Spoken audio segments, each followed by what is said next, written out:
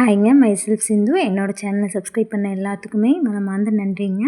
இந்த சேனலில் ஜஸ்ட் நான் வந்து ஒரு ஒன் டே ரொட்டீனில் வந்து கார்டனிங் பற்றி தான் ஃபுல் வீடியோவும் இருக்குது. சஸ்திக்கு ஸ்கூலில் விட்டுட்டு வந்துட்டு ஜஸ்ட் எனக்கு ஒரு ரெஃப்ரெஷ்மெண்ட்டுக்காக ஒரு காஃபியும் ப்ரெட்டும் சாப்பிட்டுங்க.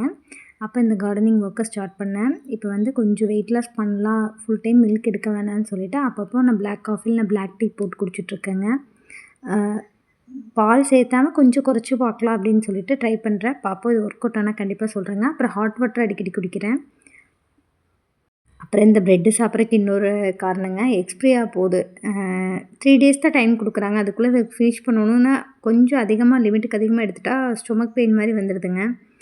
இது நான் 2-3 டைம் அப்சர்வ் பண்ணிட்டேன். ப்ரெட் வந்து நான் சாப்பிட்டேன்னா எனக்கு அடுத்த நாள் வயிறு அப்படியே டைட்டான மாதிரி ஒரு ஃபீல் ஆகுது. உங்களுக்கு அப்படி என்னன்னு சொல்லுங்கள். பிஸ்கட்கெல்லாம் பெருசாக பண்ணுறது இல்லைங்க, ஆனால் எனக்கு ப்ரெட்டுக்கு மட்டும் அப்படி பண்ணுது. அப்புறம் வீடியோ எல்லாம் எடுத்து ஆகான்னு சொல்லிட்டு உள்ளே இறங்கிட்டேங்க. இறங்கி முடிஞ்ச வரைக்கும் சுத்தம் பண்ண ஆரம்பிச்சிட்டேன், கொத்தி விட்டேன். ஏன்னா இதுக்கு வலை கட்டலான்னு பிளானுங்க. சரி, வலை கட்டிட்டோம்னா நம்ம உள்ளே போய் இவ்வளோ தூரம் க்ளீன் பண்ண முடியாது. அப்பப்போ பண்ணலாம், பட் டீப் க்ளீன் நான் வந்து கண்டிப்பாக பண்ண முடியாதுங்க. அப்புறம் தக்காளி நாற்றும் ஒரே இடத்துல ஒரு 10 நாற்றுக்கு பக்கம் வந்தது. அதையும் பிடிச்சி ஸ்ப்ளிட் பண்ணி எடுத்து வச்சுட்டேங்க. இது பார்த்து பாதி க்ளீன் பண்ணதுக்கப்புறம் தான் ஞாபகம் வந்துச்சு, அச்சச்சோ வீடியோ எடுக்க மறந்துட்டேன்னு. அப்புறம் எடுத்தேங்க. அப்புறம் மீதி இருக்கிறத இந்த செம்பருத்தியெல்லாம் கட் பண்ணி விட்டுட்டு ஃபுல்லாக கம்பி போட்டு கட்டி விட்டுட்டேங்க. கட்டி விட்டுட்டு அந்த தக்காளி விதையும் ஊனி விட்டுலான்னு சொல்லிட்டு கீழே கொஞ்சம் ஊனி விட்டுட்டு மாடி கொஞ்சம் கொண்டு போய் எடுத்து ஊனி விட்டுட்டுருந்தேங்க. பாருங்களேன், ஒரு டைம் அது என்னதான் சொல்லுங்கள், நம்ம அப்படியே வைக்கிறக்கோ ஒரு டைம் அதை சுத்தம் பண்ணி மறுபடியும் நம்மளுக்கு அதை பார்க்கும்போது ஒரு சாட்டிஸ்ஃபேக்ஷன் வரும் பார்த்தீங்களா. இது வந்து மல்லி தூவி விட்டுலாம், அந்த பாட் சும்மா இருந்துச்சு, சரி மல்லி தூவி விட்டுலான்னு சொல்லிட்டு மண்ணை மட்டும் கிளஞ்சிட்டு வந்தேங்க. உனித்தான் போய் மல்லி ஊனணுங்க.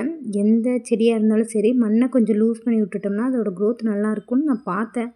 அதுலேருந்து இதை ஃபாலோ பண்ணலான்னு நினச்சிட்ருக்குறேங்க. இப்போ வரைக்கும் ஃபாலோ பண்ணல.